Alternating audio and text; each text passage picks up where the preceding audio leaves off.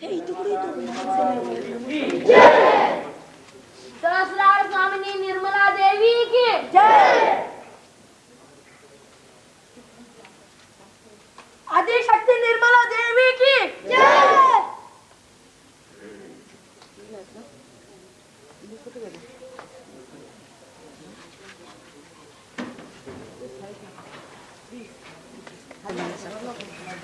बरोबर सजवलं नाही कोणीच मीठ पाणी इथे ठेव तुम्ही ठेवा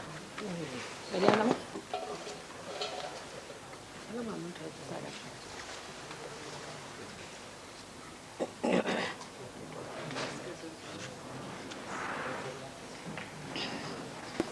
आता तुम्हा लोकांना सांगायचं म्हणजे असं की आज तुम्ही पूजेला आलात ना तर पूजेचा उपयोग असा झाला पाहिजे की तुमच्यामध्ये ज्या काही देवी देवता आहेत त्या जागृत झाल्या पाहिजे आणि त्या देवी देवता जागृत होण्यासाठी म्हणून आजची पूजा आहे। तेव्हा वेगळ्या वेगळ्या देवी देवतांना कसे हे लोक जागृत करतात ते शिकून घ्या। त्याच्यानंतर तुम्ही जरा मोठे झाले की तुम्हाला मंत्र शिकून देऊ, मग तुम्ही दुसऱ्यांनाही जागृती देऊ शकता। मग तुम्हाला हे कळेल की त्यांच्यामध्ये कुठे काय धरलेलं आहे, त्यांना कोणते त्रास आहेत, ते कसे स्वच्छ करायचे हे तुमच्या लक्षात येईल। मग आलं म्हणजे तुम्ही सुद्धा योगीजनच झाला। आता तुम्ही सुद्धा नुसतेसे हात फिरून त्यांची कुंडलिनी जागृत करू शकता आणि त्याच्या डोक्यावरती थंड येईल। तुम्ही बघाल आत्ताही तुम्ही कोणावरती करून बघा, तुम्हाला दिसेल की तुमच्या हातात अशी कुंडली तुमच्या हातात वाटता येतात। तुम्ही जरासं असं वरती केलं की तुम्ही वाटेल डोक्यावरती थंड थंड, तीनदा उचलली की तुम्हाला वाटेल थंड थंड। पण ह्याच्यासाठी म्हणून नेहमी पूजन करावं लागतं। आता तुम्हाला फोटो वगैरे नसले तर तुम्ही फोटो घ्या, त्याला थोडंसं कुंकू लावायचं, सकाळी थोडा नमस्कार करू आणि शाळेला जायचं।